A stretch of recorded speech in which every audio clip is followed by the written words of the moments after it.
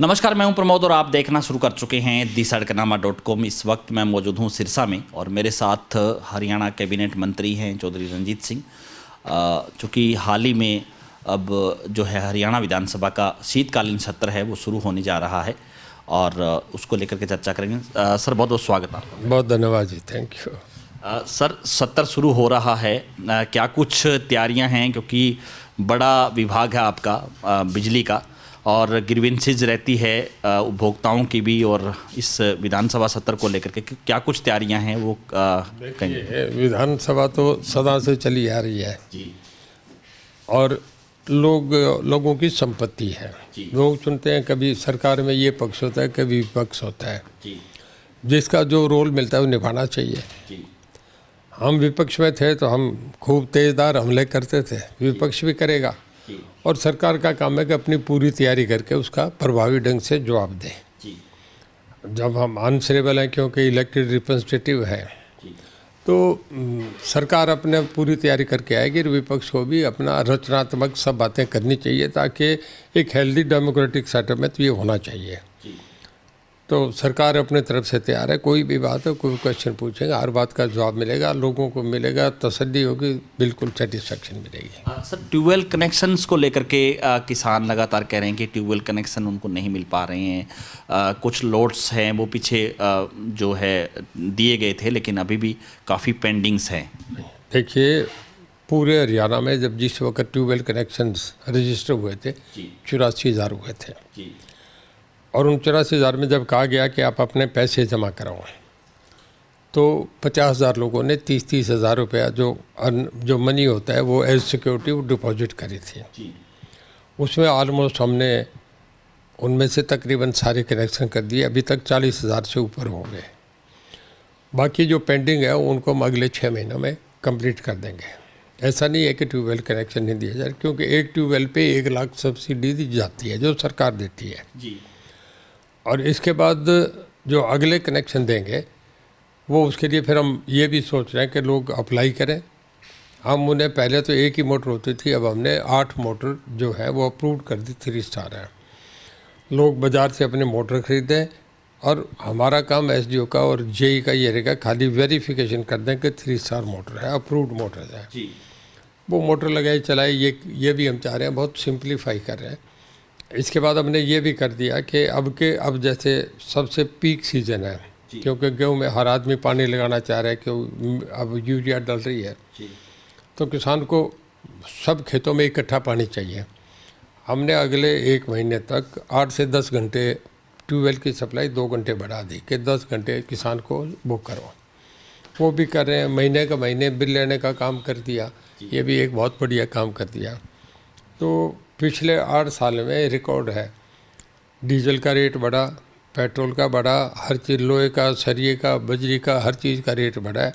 आपकी भी तनख्वाह बढ़ी है। मतलब हर आदमी का 8 साल में एप्रिसिएशन है। स्वाभाविक है, जब भी डेवलपमेंट होती है तो ये चीज़ें होती है। हमारा पहली बार ये हुआ है कि 8 साल में टैरिफ 0% भी नहीं बढ़ा है हमारा, वो का वही चला है। उसके बाद भी हम सबसे बढ़िया परफॉर्म कर रहे हैं। हम एनसीआर में आते हैं, वहाँ सुप्रीम कोर्ट की गाइडलाइंस है, एनजीटी की गाइडलाइंस है कि जनरेटर नहीं चलेंगे 15 फरवरी तक, क्योंकि ये आजकल पराली एरिया कट के जो धुआं होता है पोल्यूशन को रोकने के लिए। जनरेटर बंद होने के बाद भी एक भी, हमारा सबसे बड़ा इंडस्ट्रियल हब है गुड़गांव, फरीदाबाद, मानेसर, पलवल और रेवाड़ी, इसके बाद भी कभी भी 1 घंटा भी बिजली नहीं जाती, बराबर दे रहे हैं। हम ये भी सोच रहे हैं कि एक्सप्रेस डिलीवरी देवें गुजरात की तरह, जिसमें 24 घंटे बिजली मिलेगी। उसके लिए हमें एक एग्रीमेंट करना पड़ेगा और किसानों को हम चाह रहे हैं कि सोलर पर रहें सारा ट्यूबवेल का सिस्टम और इसे दिन में ही दें ताकि उन्हें रात को दिसंबर जनवरी में पानी ना, एक लॉन्गर टाइम अरेंजमेंट है। इसमें हमें साल 6 महीने लगेंगे, पर हम ये करने जा रहे हैं, जो कि पहली बार हरियाणा देश में सबसे अग्रणी होगा। सर, हरेडा की तरफ से भी चूँकि अब जो ये सोलर पैनल के जो ट्यूबवेल कनेक्शन हैं वो भी हो रहे हैं और अब गांव में जब खेतों में जाते हैं तो जो है सौर ऊर्जा की प्लेट और ट्यूबवेल्स है वो नज़र आते हैं। तो क्या किसान सौर ऊर्जा की तरफ बढ़ा है? डिपार्टमेंट की भी कोई जो प्रोत्साहन है वो दिया जा रहा है किसान? देखिए, ये जो ट्यूबवेल लगते हैं इसे कुसुम योजना में कहते हैं जी। ये प्राइम मिनिस्टर का बहुत एक स्वीट ड्रीम प्रोजेक्ट है जी। हमें 12,000 कनेक्शन मिले, इसमें 30% सब्सिडी सेंट्रल गवर्नमेंट की होती है, 45% हम देते हैं। फार्मर्स के हेड पे केवल 25 पैसे आता है। बहुत पॉपुलर डिमांड बन गई है लोगों की। हमें पहली बार 12,000 मिले, हमने लगा दिए, फिर हमें अगली बार 28,000 मिले, अब हम 50,000 का टारगेट लेके चले, जो है पूरे देश में हम अग्रणी है इस मामले में। और ट्यूबवेल कनेक्शन हम बहुत तेज़ी से दिए जा रहे हैं, और अब भी ये भी कर रहे हैं, 5 मेगावाट के स्टेशन बना रहे हैं। जैसे फिर ये अंडर कंसिडरेशन है काफ़ी सीरियसली, जैसे भिवानी है, उसके बाद हिसार है, जींद है, झज्जर है, सिरसा है, ताकि वहाँ किसानों को वहीं से वो जनरेट करके 5 मेगावाट से और लोकल जितने ट्यूबवेल्स कनेक्शन हैं उन्हें दिन में सप्लाई करें। डिजिटल मीटर का मामला कहाँ तक पहुंचा? जो डिजिटल मीटर हरियाणा में लगाने जाने की बात थी, प्रीपेड मीटर है, चार्ज होगी। हमने 10 लाख मीटर पहले ट्रायल पे लगाए हैं, जिनमें कोई 4 लाख हमने ऑलरेडी इंस्टॉल कर दिए। इसमें 4 स्टेशन ले रहे हैं हमने, गुड़गांव, फरीदाबाद, और एक करनाल है, एक पंचकूला है। ये होने के बाद फिर हम अगले 20 लाख मीटर और ले रहे हैं, जो जल्दी ही हम शायद अगले 2-3 महीनों में एडवर्टाइजमेंट करके लेंगे। बहुत अच्छा है, ट्रांसपेरेंसी है टोटल उसमें। जब भी घर से आदमी जाए उसे बाहर कर दो, उसमें बहुत नए फीचर्स डले हैं, और हम अपने हेड ऑफिस से भी उसे देख सकते हैं कितना चल रहा है। जो उसका मीटर का मालिक है उससे भी ये पता है कि मेरा मीटर कहाँ चला है। उसमें कोई शिकायत की बात, ये कंप्लेंट्स ख़त्म हो जाएगी कि मीटर ज़्यादा आ रहा है या तेज़ दौड़ रहा है, वो बातें ख़त्म हो जाएंगी। तो सब आपने कल जो है नाईवाड़ा खरीफ चैनल है उसका भी उद्घाटन किया। ये आपका घोषणा में भी था ये नाईवाड़ा के, क्योंकि अंतिम छोर तक पानी पहुंचाने की जो बात थी, अब जो है क्या लगता है इससे कितना फ़ायदा मिलेगा? जो पहले 5-6 गाँव को फ़ायदा हुआ जिन्होंने कभी घग्गर का पानी गया ही नहीं था। नाईवाड़ा है, उसके बाद आपका खाजा खेड़ा है, मैना खेड़ा है, बालासर है, इसके बाद कुछ घोड़ानी कुसर का एरिया भी है। इन गाँव में पानी जाएगा। ये 6 गाँव में पहली बार घग्गर का पानी जाएगा। लोगों की आबादी बढ़ेगी, लोगों की जो फसल की है पैदावार बढ़ेगी, किसान को तो डेफिनेटली फ़ायदा होगा।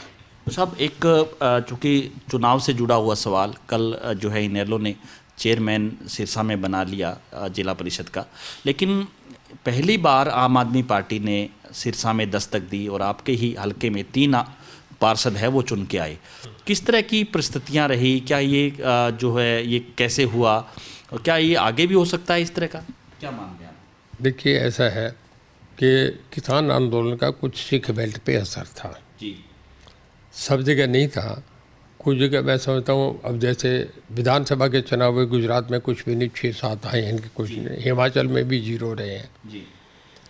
इसमें जो अब आंदोलन था उस करके कुछ लोगों ने ये इस तरीके का प्रचार करा, किसान मर जाएंगे, ये नहीं हुआ। हालांकि इसका उससे कोई लेना देना नहीं था। किसान का सबसे बड़ा लीडर रजोवाल था, राजेवाल, जो पंजाब में लड़े थे। चडोनी साहब ने भी अपने कई कैंडिडेट खड़े करे, सभी की जमानतें जब तो 4-4 हज़ार वोट नहीं दिए। वो कोई इस बात का लंबा नहीं, ये यहाँ एक 3 का कोई ऑप्शन हो गया, उसे नहीं माना करते। मैं नहीं मानता कि आम आदमी पार्टी का हरियाणा में कोई इम्पैक्ट हो, क्योंकि एक केजरीवाल जी एक ही बात से खो लिया उन्होंने, जब ये कहा कि SYL जो है वो पंजाब की है, चंडीगढ़ पंजाब का है। ये कहने के बाद हरियाणा का आदमी इस बात को कतई पसंद नहीं करेगा। राहुल गांधी की यात्रा चल रही है, पहला चरण समाप्त हो गया, इसको आप किस नज़र से देखते हैं? हालांकि आरोप ये भी लगे कि बिजली काटी गई और जो है पूरी रात है वो बिजली नहीं मिली। आरोप भी लगाए कि सरकार ये जानबूझ करके कर रही है यात्रा को डिस्टर्ब करने के लिए। देखिए, रात को तो यात्रा चलती नहीं है। यात्रा तो कभी भी किसी की चली हो, रात को नहीं चलती, दिन में आखिरी शाम को पड़ाव हो जाता है। हमने भी यात्राएं करी हैं। यात्रा का मीनिंग होता है इश्यूज़ को लेके। जो देवीलाल ने यात्रा करी थी, SYL का फैसला आया, पंजाब को पानी दे दिया गया, चंडीगढ़ पे पंजाब का हक जताया गया। इस मामले को प्रोटेस्ट में चो देवीलाल ने इस्तीफे दे दिए, डॉक्टर मंगल सैन ने इस्तीफे दिए, 25 MLA इस्तीफा दे के बाहर आ गए, सड़कों पे आ गए। वो एक आंदोलन बन गया और उसका ये असर पड़ा कि पूरा स्वीप हो गया हरियाणा में। आज तक कभी भी 90 में से 85 MLA बने थे। इतना बड़ा मैंडेट, हाँ बंगाल, आपका तमिलनाडु बड़ी स्टेट हो सकती हैं, पर जो परसेंटेज के हिसाब से इतना बड़ा मैंडेट किसी भी आदमी को नहीं मिला। उसका असर ये हुआ कि पूरा दिल्ली में, पूरा देश में स्वीप हो गया। जनता दल नया पार्टी खड़ी होके आ गई। देखिए, इनका जो राहुल गांधी का मामला है नीचे चला गया बहुत। इन यात्राओं का यूपी में भी होके आए, बिहार में भी होके आए, कोई असर नहीं पड़ा। और राजस्थान में बहुत घूमे, अब बीजेपी आएगी आपके इस टर्म में, देख लें एंटी इनकम में हर 5 साल के बाद वहाँ सरकार बदल रही है। हरियाणा में घूम लिए, यात्रा हो गई, कुछ लोग इकट्ठे हो गए, इस बात का कोई लंबा असर नहीं करा भरता। देखिए उत्तर प्रदेश में जहाँ इनकी अपनी होम स्टेट है, 80 MP बनते हैं, वहाँ इनके दो MLA बन के आए हैं, 425 MLA में। यहाँ गुजरात में अब चुनाव हुए, वहाँ पार्टी 16-17 पे चल गई, इतनी रसातल में चलेगी, आज तक कभी भी ऐसी कांग्रेस की हालत नहीं। मैं नहीं मानता यात्रा, आजकल टीवी का ज़माना आ गया, लोग एक एक मिनट की यूक्रेन की रिपोर्ट देखने, आपको पैदल चलते कौन देखना चाहता है, किस पे समय, यात्रा तो सुबह से शाम तक चलेगी, कौन देखेगा, समय ही नहीं है लोगों को। अभय चौटाला भी कर रहे हैं, फरवरी में यात्रा, पद यात्रा कर रहे हैं कि जननायक चौधरी देवीलाल ने पद यात्रा करके निजाम बदल दिया था, और अब इनेलो भी फरवरी में कर रही है, मेवात से शुरू करेगी।